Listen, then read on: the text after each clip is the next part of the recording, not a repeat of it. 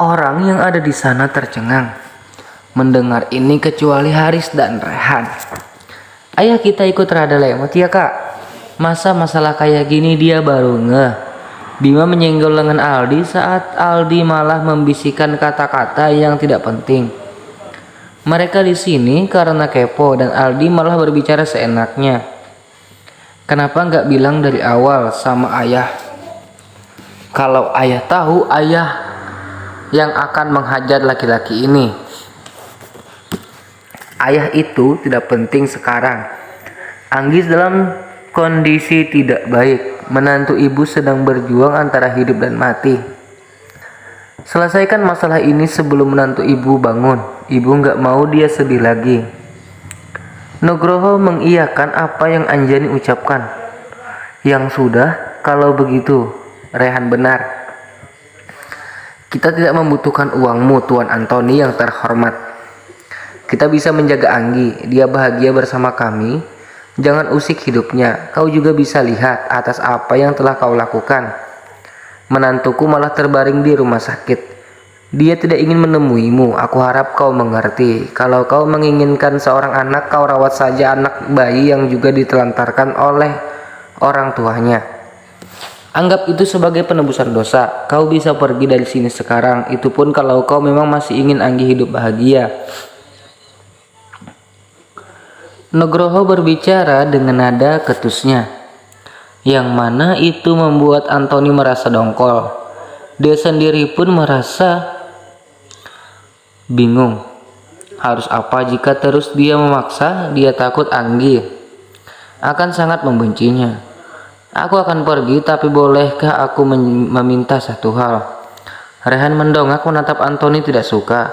Namun Andi menyuruh Rehan untuk tetap tenang dan membiarkan Antoni mengatakan apa yang dia inginkan. Sepasang tangan besar nan keriput itu menempel pada dinding kaca penyekat ruang. Anggi juga ruang untuk memantau pasien. Antoni tersenyum sembari mengusap kaca itu seolah dia sedang mengusap wajah Anggi.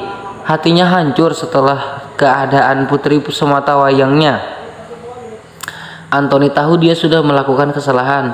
Sayang, jika kau bahagia bersama orang-orang yang kau cintai, ayah akan pergi nak. Ayah tidak akan mengganggumu.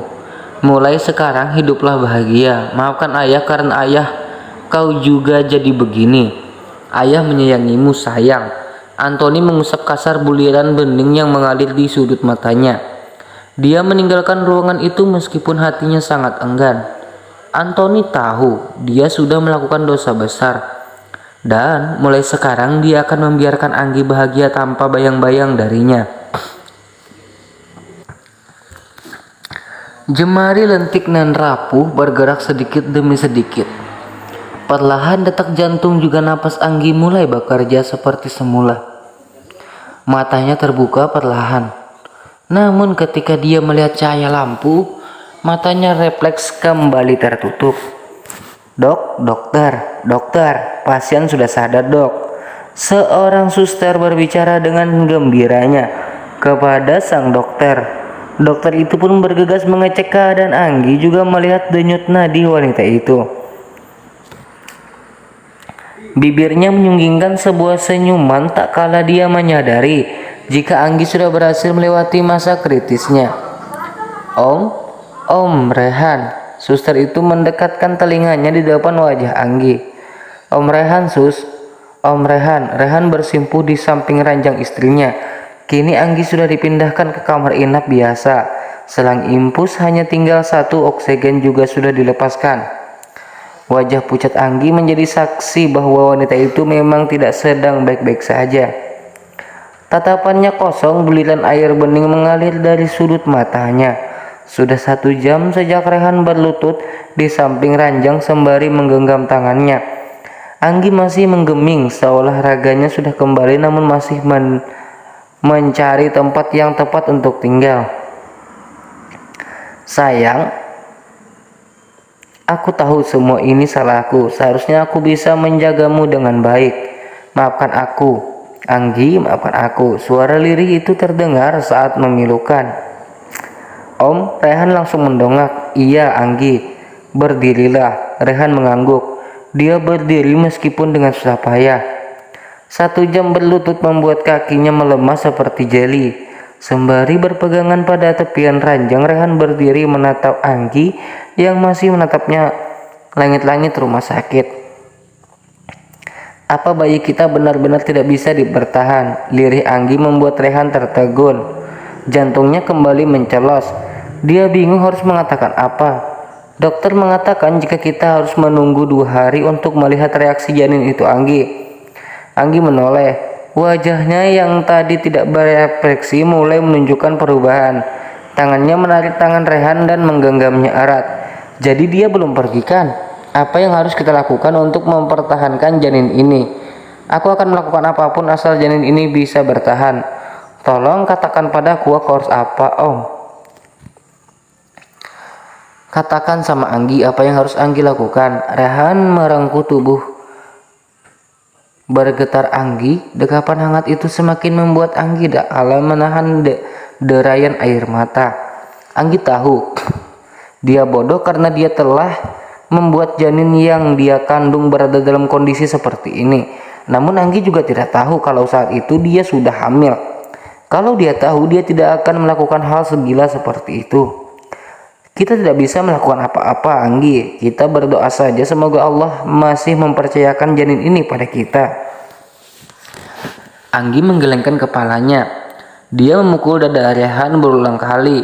Rehan tidak bisa berbuat apa-apa.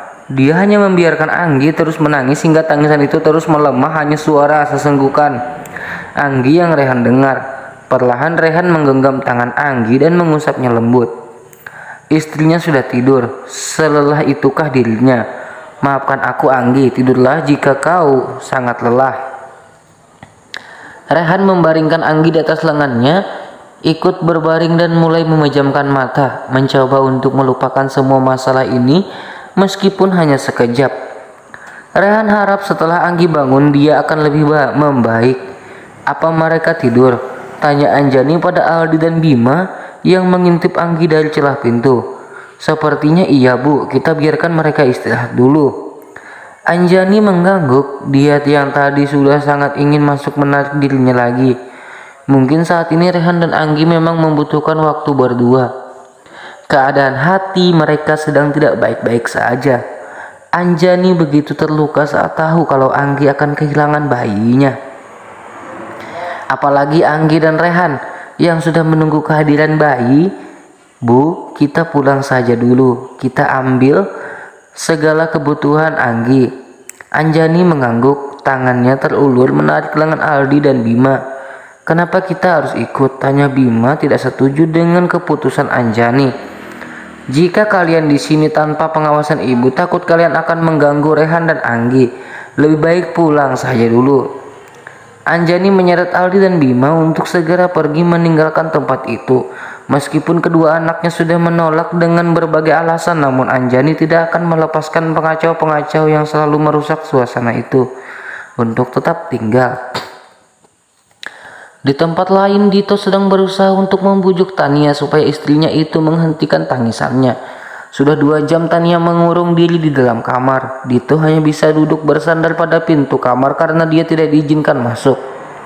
Sayang, tolong buka pintunya. Berhentilah menangis, aku tahu ini sangat sulit untuk semua orang. Tapi kita bisa apa? Kita itu hanya manusia biasa. Sebaiknya kita berdoa agar Nona Anggi bisa cepat sadar. Aku juga sangat takut apalagi melihat Tuan yang sudah seperti orang kehilangan jiwa. Aku tahu aku salah, tolong jangan hukum aku seperti ini.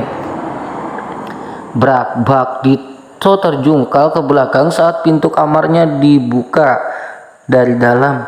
Pria itu menatap Tania dari posisinya yang masih berbaring. Istrinya itu terlihat sangat berantakan, wajahnya memerah. Matanya bengkak dan raut wajahnya benar-benar sangat menakutkan. Anggi sudah sadar, alhamdulillah. Dito berlangsung berdiri sembari memeluk Tania erat. Namun beberapa detik kemudian dia menjauhkan Tania dengan tangannya yang masih memegang kedua bahu Tania erat. Ini sungguhan kan? Nona Anggi sudah sadar. Bukannya menjawab, Tania malah menangis semakin menjadi. Dia meraung-raung seperti orang belita. Dito menjadi sangat bingung namun dia kembali memeluk sang istri. mencoba untuk menenangkannya dan tidak mau bertanya lagi karena takut istrinya akan semakin meraung.